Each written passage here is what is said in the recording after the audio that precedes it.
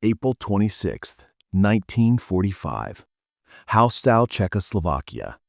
Colonel Hubert Rudovsky stood in a stable watching horses that shouldn't exist anymore. Lipizzaner stallions, white, magnificent, perfectly trained.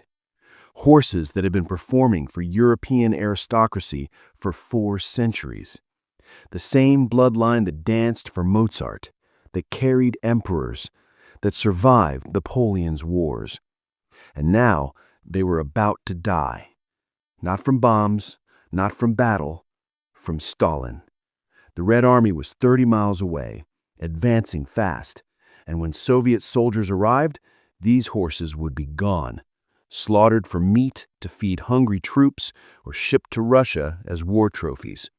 Either way, a bloodline that survived 400 years of European history would end in a Czechoslovakian field in 1945. Unless Rudovsky could do something impossible. Unless he could convince the Americans to help. The same Americans his country had been fighting for 6 years. Before we dive into how this happened, smash that like button right now. This story almost got lost completely. Nobody talks about Operation Cowboy, but it's one of the most extraordinary moments of World War II.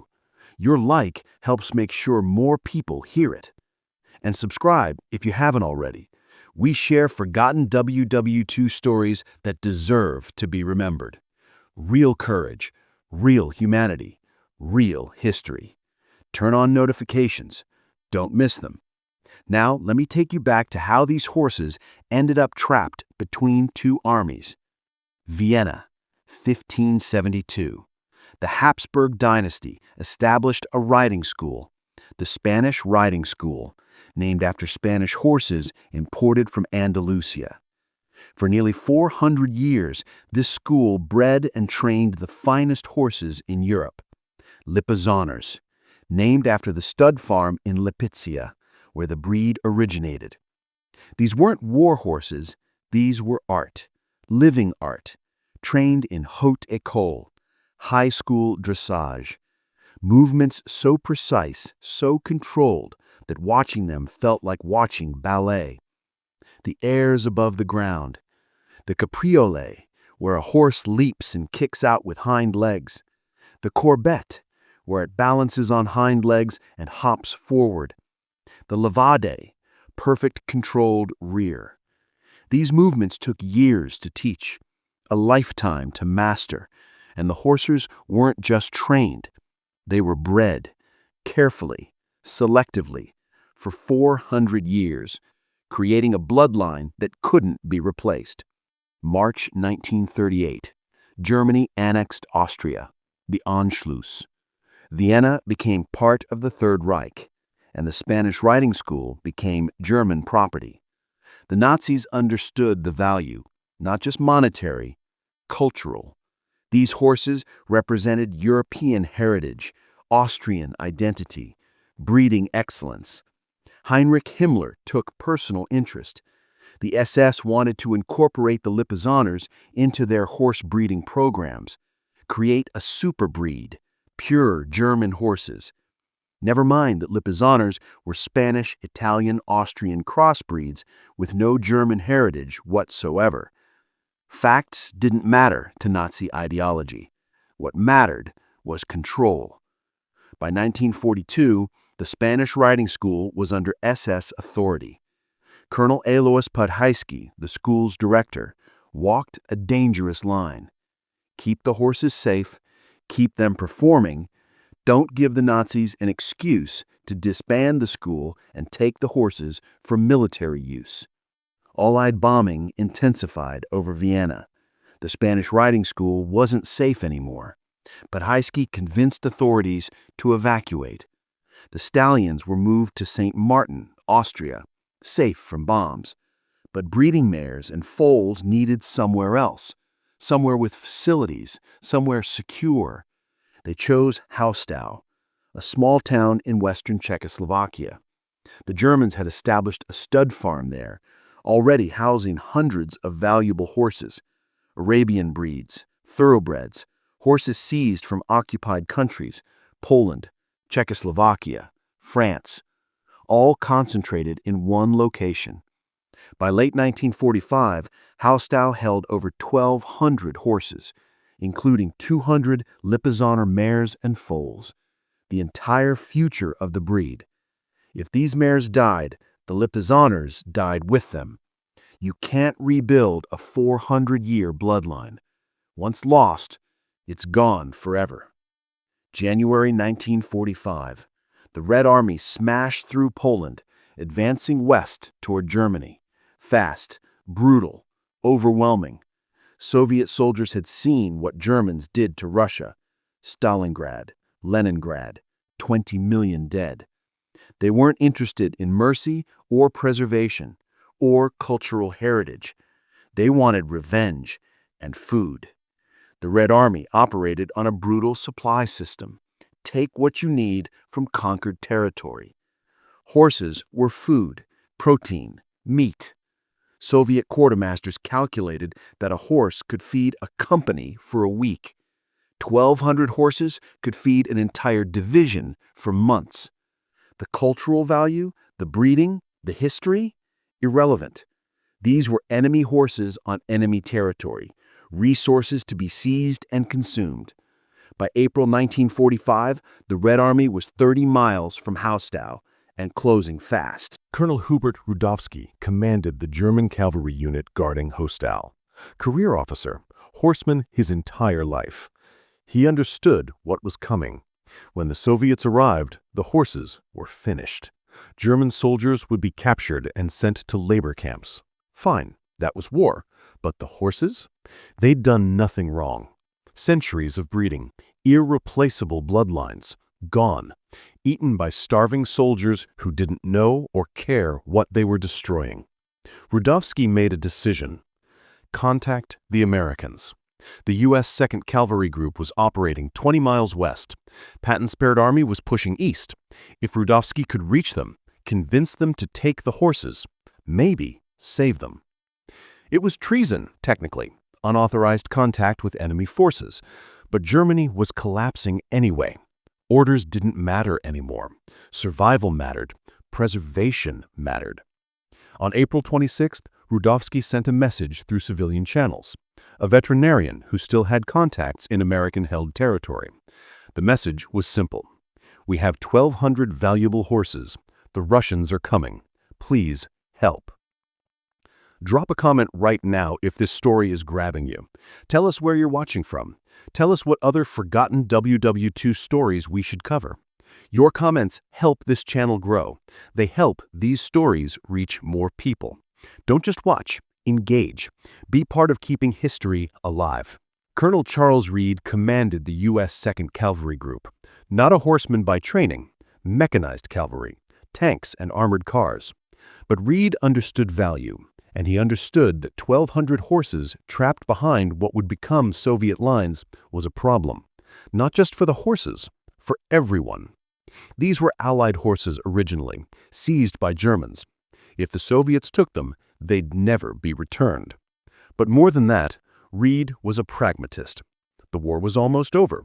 Germany was beaten. This wasn't about military advantage anymore. This was about what came after. About preserving something worth saving. Reed sent the message up the chain. His superiors were skeptical.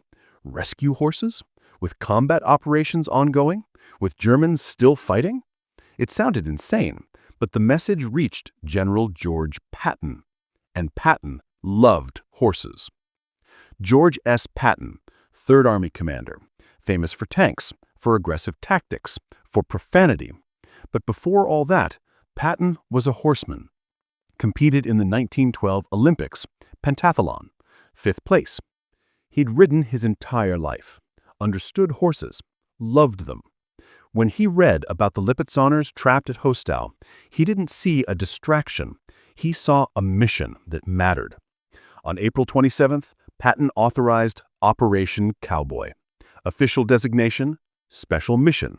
Objective, rescue horses at Haustau before the Soviet arrival. Authorization, whatever it takes. Reed was stunned.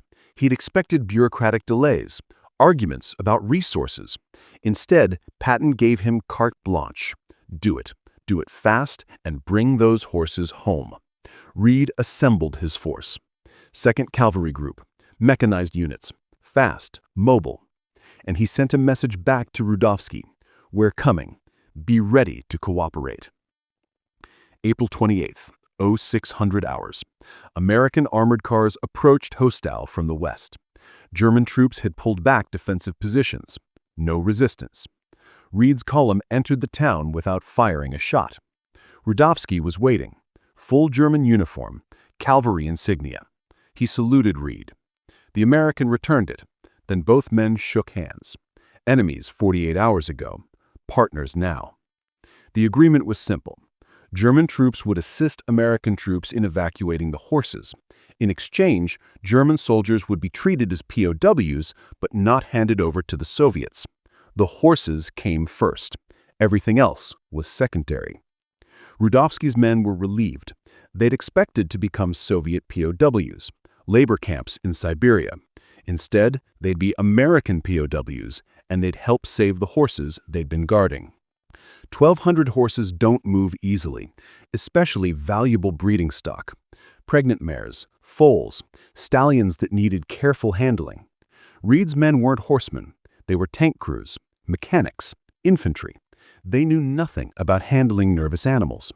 Rudovsky's cavalry troopers became essential. They knew which horses needed special care, which mares were close to foaling, which stallions would fight if put together. German soldiers worked alongside Americans, teaching them basic horse handling, how to lead nervous animals, how to load them on trucks, how to calm spooked animals. The language barrier didn't matter. Horses don't speak English or German, and both groups understood the mission: get these animals to safety before the Red Army arrived. April 29th. The convoy began. It wasn't fast. Horses can't maintain vehicle speeds. The plan was to move in stages. Trucks for some, walking for others. American vehicles providing security, German cavalry troopers handling animals. The route was dangerous. Still in contested territory, Soviet patrols were operating in the area, and German units that hadn't surrendered might see Americans and attack. But something remarkable happened. Word spread. German soldiers saw the column. Horses, Americans and Germans, working together. They held their fire. Some even helped, provided fodder, directed the convoy around damaged roads. The horses became neutral ground, something more important than the war that was ending. A reminder that some things transcended conflict. Colonel Alois Podhajski, director of the Spanish Riding School, heard about the rescue. He was still in Austria with the performing stallions, desperate for information about the mares. When he learned Americans were evacuating Hostal, he took a risk, crossed into American-held territory, found Patton's headquarters, and requested a meeting. On May 7th, Podhajski performed a demonstration for Patton. 6 Lipizzaner stallions, full haute école, airs above ground, capriole, courbette, levade, movements perfected over 4 centuries. Patton watched in silence. When the performance ended, he stood and applauded, then told Podhajski, "Your mares are safe. We have them." Podhajski wept. 400 years of breeding, saved by enemy soldiers who became allies. Share this video right now. Send it to someone who loves history. Post it somewhere. This story deserves to be told. These men deserve recognition. Hit that share button. Keep this history alive. May 1st through May 5th, the convoy moved steadily west, away from Soviet lines, toward American territory. It was close. Soviet advance units were pushing forward. Reconnaissance patrols encountered the convoy twice. Both times, American armored cars provided cover. The Soviets withdrew, not interested in fighting Americans over horses. But if they'd arrived first, if they'd found the horses before Americans secured them, the outcome would have been different. On May 5th, the last horses crossed into secure American territory. 1,200 animals, safe. 200 Lipizzaner mares and foals, the breeding stock that would rebuild the Spanish riding school. Arabian horses seized from Poland, thoroughbreds from Czechoslovakia, an entire genetic library of European horse breeding preserved. Because enemies chose cooperation over ideology. May 8, 1945, Germany surrendered unconditionally. VE Day. The war in Europe was over. Operation Cowboy officially ended. Final tally, 1,200 horses rescued, 0 horses lost, 0 casualties among American or German forces. The horses were consolidated at American facilities in Bavaria. Veterinarians examined every animal, documented bloodlines, identified ownership where possible. The Lipizzaner mares and foals were returned to the Spanish riding school. Austrian horses went back to Austria. Polish horses went to Poland. Where ownership was unclear, horses were distributed to facilities that could care for them properly. The mission was clean, professional, successful. But the story almost got buried. The Cold War complicated everything. American-German cooperation was acceptable.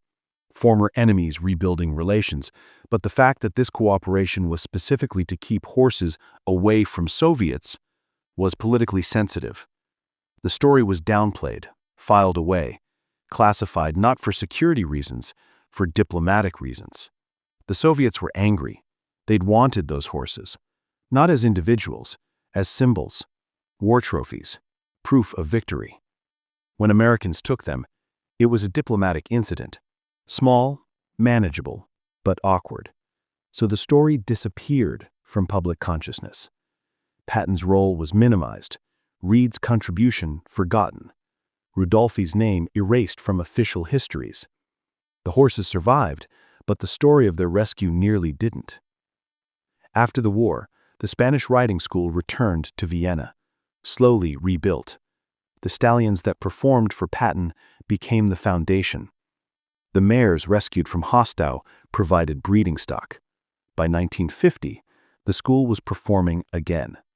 Not for emperors, for tourists, for people who appreciated living history. The Lipizzaner breed survived. Today, about 3,000 exist worldwide. Not many. Rare. Valuable. But alive. Every single one traces back to horses saved in 1945. The bloodlines that Rudolphi and Reed fought to preserve.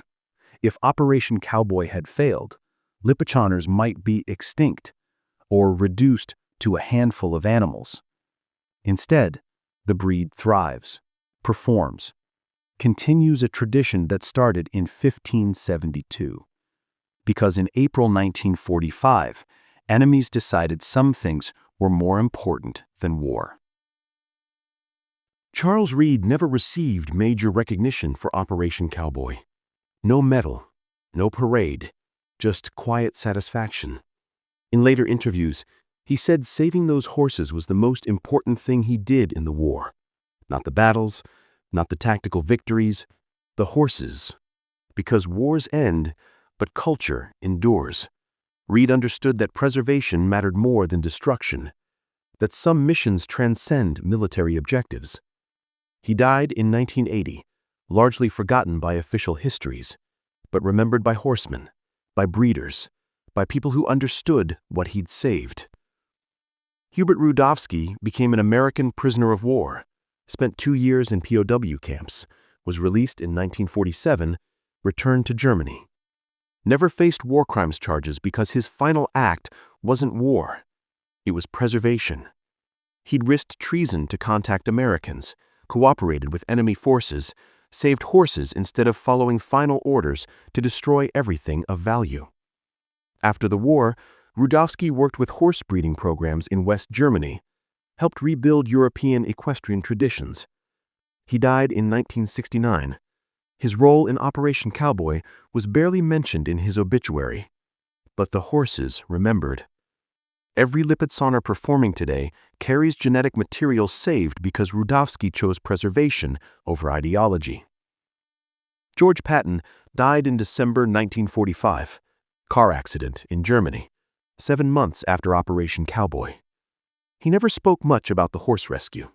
It wasn't a tank battle, wasn't a dramatic victory, just horses. But people close to Patton said it mattered to him deeply, that approving the mission was personal, not strategic. He'd been a cavalryman before mechanization, understood what horses meant, not as weapons, as partners, as living connections to history. His authorization saved 1,200 lives and preserved 400 years of heritage. That's legacy. Not just battles won, but culture preserved. Today, the Spanish Riding School performs in Vienna. Same location since 1572, same movements, same tradition. Tourists watch Lipizzaner stallions execute the airs above ground, capriole, courbet, levada. And most have no idea these horses almost didn't exist, that in April 1945 their ancestors were days away from extinction, saved by Americans and Germans who chose cooperation. The performance isn't just entertainment, it's living proof that some things survive wars, that culture endures, that when people decide preservation matters more than conflict, impossible things become possible. What can we learn from Operation Cowboy? First, that wars end, but what we preserve during war matters forever. Second, that enemies can become allies when they recognize shared purpose. Americans and Germans hated each other, fought for years, but both understood the value of these horses. That common ground created cooperation. Third, that orders don't define morality. Rudovsky disobeyed by contacting Americans. Reed went outside normal military priorities. Both men made choices that transcended military hierarchy, and those choices saved something irreplaceable. Fourth, that individuals matter. Rudovsky, Reed, Patton, Podhajski, each one made decisions that changed outcomes. Without any one of them, Operation Cowboy fails. Operation Cowboy isn't as famous as D-Day, isn't as dramatic as the Battle of the Bulge, doesn't have the tragic weight of concentration camp liberations, but it represents something important. A moment when war stopped being about killing and became about saving. When enemies recognized they had more in common than they thought. When soldiers chose to protect beauty instead of destroying it. 1,200 horses, saved by Americans and Germans working together. That's not just a footnote. That's proof that humanity survives even in the darkest circumstances. That cooperation is possible even between enemies. That some things, culture, heritage, beauty, transcend conflict. Do 3 things right now. First, hit that like button. This story needs to reach more people. Second, drop a comment. Tell us where you're watching from. What other forgotten WWII stories should we cover? Third, share this video. These men deserve recognition. This mission deserves to be remembered. Hit those buttons. Keep this history alive. The last image I want you to hold is this. 1,200 horses, running free, white Lipizzaners, dark Arabians, spotted thoroughbreds, all alive because enemies chose cooperation. All continuing bloodlines because soldiers saw value beyond victory. That's the legacy of Operation Cowboy. Not military triumph, not strategic advantage, just preservation, just humanity, just people deciding that some things matter more than war. The horses are still here, still performing, still breeding, still connecting us to 400 years of European history. Because in April 1945, Americans and Germans stopped fighting each other and started fighting for something worth saving. Thank you for watching. Thank you for caring about these forgotten stories. Hit that subscribe button. Turn on notifications. We share untold WWII stories every day. Stories about courage, about humanity, about people who made choices that mattered. Don't miss them. The horses survived, and we're making damn sure their story survives too. Never forget.